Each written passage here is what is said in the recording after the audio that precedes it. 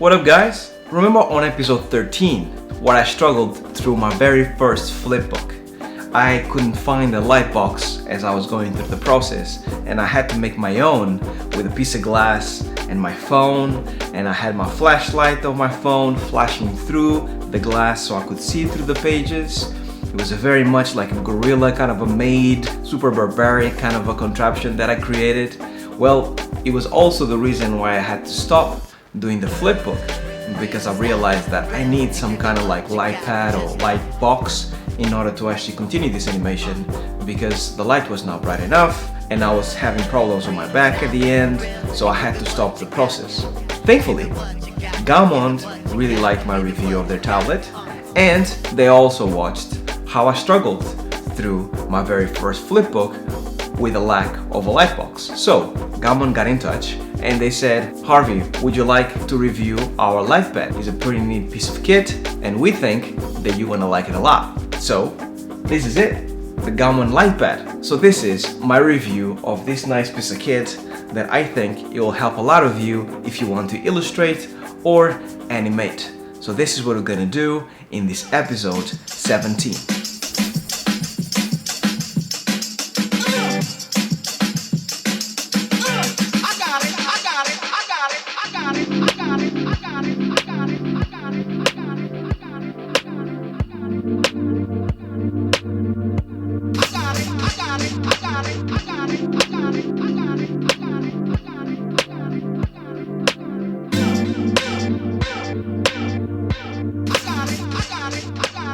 So this whole process of getting this light pad was actually quite straightforward. I went to actually pick it up on the mail. I'm finally going to be able to animate and illustrate with a light box. It's something that I've always wanted to do. So I went to the mail, walked home, feeling all happy, and the first thing I wanted to do, it was basically to do an unboxing.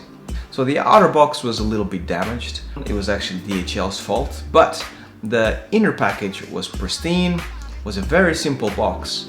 To my surprise, I actually found a little pencil that they give you for free, and I think I'll use it for this demo. Also, it comes with a glove, a Gaomon glove. They give this for free in every single product they actually ship. I got one for my tablet, and now I have another one for this light pad. This one is slightly different, a bit more minimalistic. Instead of having two fingers, it has only the one.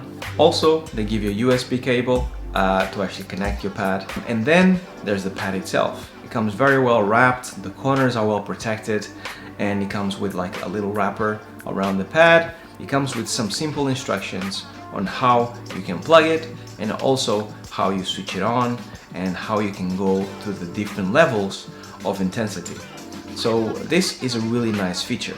It means they have a large amount of selection on how bright or how dim you want the lights. And what's great is that if you actually switch off and switch on the pad, that setting that you last selected, it will be available to you as soon as you switch it on again. So it's a very nice feature. You can actually go quickly, change the settings, depending on your environment. If it's really dark outside, you want it really bright, but perhaps it's a bright day and you just want a little light to shine through your paper, therefore maybe you want to do less. So I really like that setting. It's really neat. So I'll tell you straight off the bat, the pad is super bright. Actually, the first time that I switched it on, it goes straight to the max. I was not expecting it to be that bright, and it just was like almost like, oh, I had to look at the quick start guide and find out how to decrease the light because it was way too bright. But the good news is that as soon as you actually kind of crank it up to the max, it's not a very annoying light, it's a very soft light. So even if you have to use it in the maximum settings, I don't think your eyes will ever get fatigued. Another thing that will really strike me, and is something that I haven't seen before on a light box or a light pad, is how even the light is. I guess it's the magic of LEDs in comparison to having like fluorescent bulbs inside the box. With a naked eye, it's impossible for you to discern exactly where the light comes from. Now, when you look at it closer, here at the bottom, on the sides, on all sides, you can actually see the LED lights. You'll always have the same amount of light shining through. No matter where I draw, it's just even light everywhere. So that's really an awesome bonus. So let's talk about the practical steps of actually using this pad. As you see, I have the pad on a little laptop stand. When I first started using it, I actually had it right on the desk like this, and I was actually leaning over the pad and I was working, and it feels good because obviously it's like paper. Great. But soon I realized that what I wanted in order for my back to be straight and me to work well, I needed to actually the pad to be a little bit more of an angle, just like an Animators table. The best thing I could find here in my office is this this stand, which I'll link down in the description. And this amp stand, it's really sturdy and it's very tough, which means that when you actually put the pad on top, normally you draw in the middle, it means that the pad is really sturdy. So even if you go into the corners of the pad, as you can see, it doesn't rock from side to side, and that's really handy. So that's how I've been using it. And because it's slightly elevated at an angle, I found it super simple to use. And this is how I would recommend for you to use your pad.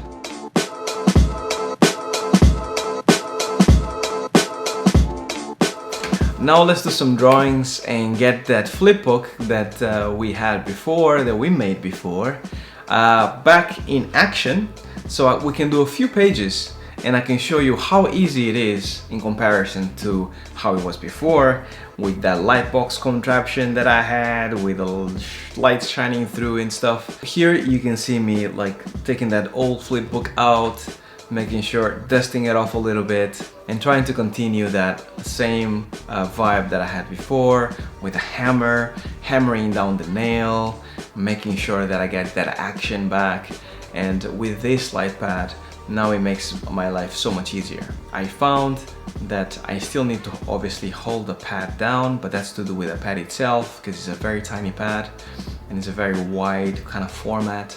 I found that as you go through the pages, because it's so bright, no matter how thick the pages are, and in this case in this flip book they are quite thick, the light still shines through the page, so it makes your life really easy, which is why they give you different settings, so you can actually make it really bright or maybe not so much, depending on the paper that you're using. In this case, it's no problem whatsoever. I also found myself with a huge area to work with, so if I had to rotate my body in order to actually kind of get an angle, a certain angle on the page, that was really easy because there's so much light to work with, there's such a big surface, so it was no problem whatsoever.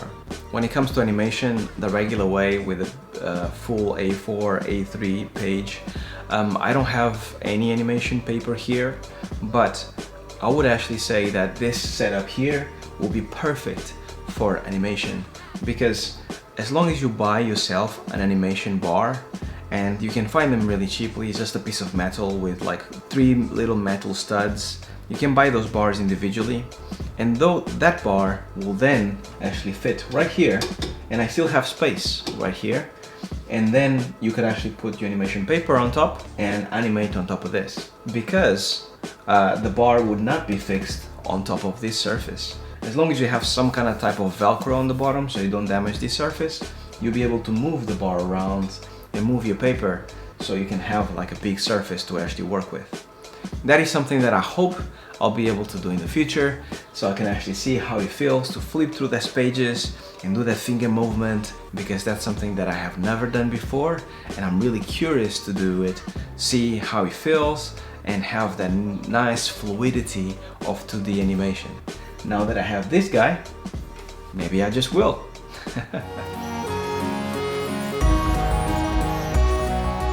Okay, we got to the end of another episode. So that was a small review, something straightforward, because this is a straightforward product, but I thought maybe you guys want to know what I think about it, because it's a very nice product, and I think everyone that wants to try their hand in traditional animation or illustration needs one of these, especially when you live in Sweden, when it's so dark for so long. You definitely need one of these. And I hope you guys find it useful. The tablet is very cheap. It's about $35 or so, depending on where you go, sometimes cheaper, sometimes more expensive. But I'll leave links down below so you guys can actually purchase it if you want. I will now leave a link to another video that I think you guys will like, which is the other review that I did for the Gaomon Tablet. That was also received very well by you guys. You guys enjoyed it. Thank you so much for subscribing. If you haven't, please do. I hope you guys have a great rest of the week. And until the next video, stay well, stay safe. Peace!